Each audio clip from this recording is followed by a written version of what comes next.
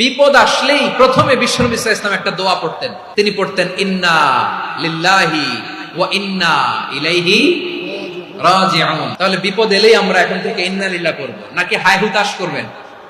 একদল আছে হাই হুতাশ করে, হায় আল্লাহ রে মোর কি হইল রে, মই কি হরমু রে, মই কমবে যামু রে, এরকম বিলাপ করতে নিষেধ করেছেন বিশ্বনবী।